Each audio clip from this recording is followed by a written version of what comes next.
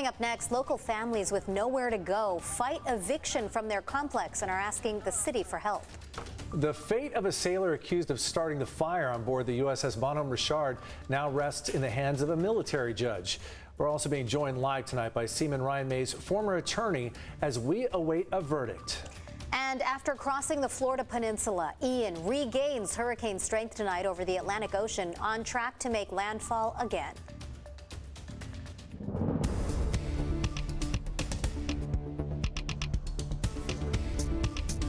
Ian regains strength over the Atlantic Ocean and is once again a hurricane tonight. Good evening and thank you for joining us. I'm Carlo Cicchetto. I'm Marcella Lee. The storm is still causing devastation across parts of central and eastern Florida. There has been one confirmed death. Millions more are without power. In Sanibel Island, streets are flooded and a chunk of a causeway is gone, which has cut off access to the barrier island. Other cities are dealing with widespread damage. People along Georgia's coast and South Carolina are now bracing for the hurricane. Chief Meteorologist Carlene Chavis is tracking Ian tonight, and we'll have much more on the path of the storm in just a few minutes. Meantime, in Florida tonight, volunteers from San Diego are stepping up to help in the wake of Ian. The images we're seeing are devastating. It will take several days for officials to assess all of the damage, and the cleanup efforts will take months and in some cases years. CBS 8's Shannon Handy has more on the local volunteers on the ground right now in Florida and how you can help.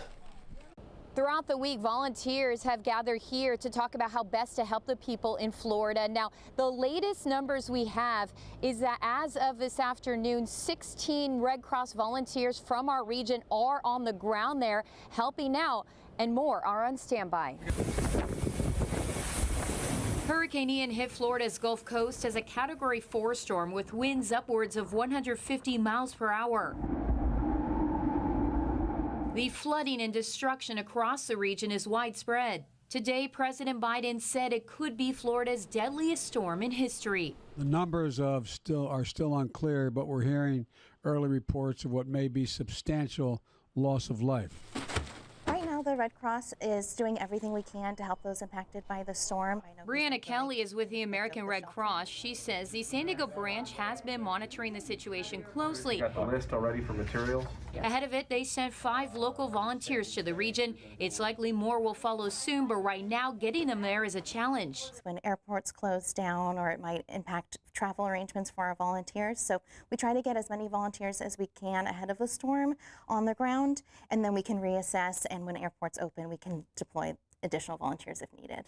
Currently, there are a total of 500 Red Cross volunteers on the ground. These pictures show some of the work they're doing, primarily in shelters where more than 30,000 evacuees have found refuge. It's in making sure people have a safe place to stay, food, water, health services, emotional support services as well. Since Hurricane Ian hit, Brianna says the Red Cross has been receiving calls from people wanting to help. She says the best way is to donate money because items are expensive to ship, and it allows them to be more flexible based on specific needs. You can make donations online by calling the Red Cross or texting Red Cross to 90999. We've opened the specific giving designation, so all donations to Hurricane Ian will be used for immediate disaster relief as well as additional recovery support in the days and weeks and months to come. If you'd like that information on how to donate directly to the victims of Hurricane Ian through the Red Cross, visit CBS8.com and click on the help button. Thanks, Shannon. So many people in Florida are posting about the devastation they're seeing. It's really giving us a firsthand look at just how catastrophic the past 2 days have been. CBS 8 photojournalist Mike Edison gathered some of the most compelling images we've seen on social media since Hurricane Ian made landfall. The reports that we are getting so far this morning are that there are definitely catastrophic impacts, people that have been in the path of this storm. Are you guys okay? Seeing devastating effects to them and their homes. We are very focused today. Our #1 priority is saving lives. Hold. What you got? Hold. The Coast Guard has been performing rescue missions on the barrier islands consistently since the wee hours of the morning.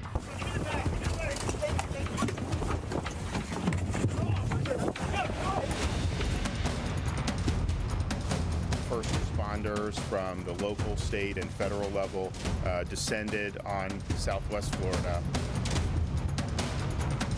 We have 2.02 million reported power outages.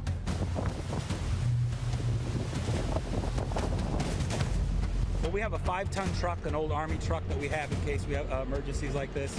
We brought it out, and since there are some homes in here and there's some people that are in flooded like this, if they want to leave, we're going through doing house checks. If anybody has any type of medical attention, we took the fire rescue guys with us and a couple deputies. We're going to bring them out to higher ground, and then we're going to be shuttling them to shelters. Like around 6 to 7 feet of water. So right now it's pretty bad. A lot of elderly people, they need help. It's been that surge that has been the biggest issue, and the flooding that has resulted as a result of that. In some areas, we think it's hit 12 feet. We're just encouraging people to please stay home. It's not worth coming out. Nothing's open. And just stay home because you're causing us to put ourselves at risk.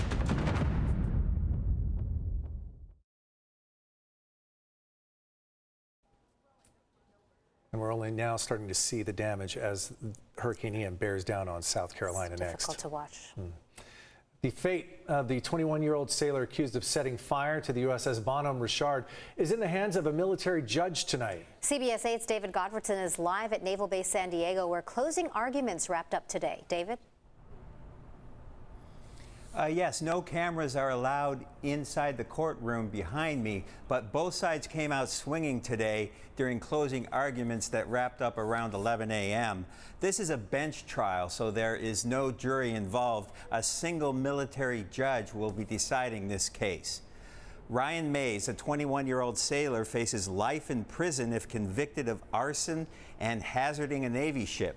Prosecutors say Mays was a disgruntled former Navy SEAL candidate who set fire to the Bonhomme Richard in July of 2020 because he did not like the Navy. They have one witness who says he saw Mays go into the lower V area of the ship right before the fire started. That witness says Mays was wearing blue coveralls. But the defense had their own witnesses who said they saw Mays wearing a green camouflage uniform right after the fire started. Gary Barthel is a military attorney who previously represented Mays. I think the government's argument was based primarily on circumstantial evidence and the fact that the judge has to use his common sense and reasonable ways of the world in coming to a conclusion on this case. The defense, on the other hand, is saying, hey, the government's case is built on bias. And they came into this investigation biased. It affected the way they did this investigation, and so it's not credible. The judge stopped deliberating in this case about an hour ago, so we're going to have to wait another day before we get a decision in the case. Back out here live at Naval Base San Diego. If it is a guilty verdict, the case will move into the sentencing phase of the trial. And David, this case really looks to hinge on circumstantial evidence. Is there any physical evidence that ties Mays to that fire? Absolutely none. No physical evidence ties him to the arson fire down there. One witness did testify that they heard Mays say, quote, "It had to be done, I did it," end quote. But his defense team countered that, and they argued that that was a sarcastic statement that Mays made while he was being led away in handcuffs. Case is now in the hands of the judge, and David Godfredson and the rest of us, we're on verdict watch. Thanks, David. And coming up tonight in our second half hour, Gary Barthel, the former attorney for Seaman Ryan Mays that you just heard from in David's story, he's going to join us live in studio and share more of his perspective on the trial and what we have learned. Tenants are being forced from their homes in Linda Vista as San Diego's emergency eviction protections expire tomorrow. People living in Casa Linda apartments protested in the street today. A few weeks ago, the building's new owner sent notices to the residents to vacate the building by January. The tenants are now asking the city to pass new permanent no-fault eviction protections so they can stay in their homes. If you're not immediately affected by this, you might be someday. That was Belinda Ward. She says she has not been able to find any other living arrangements that aren't double the rent that she's paying now.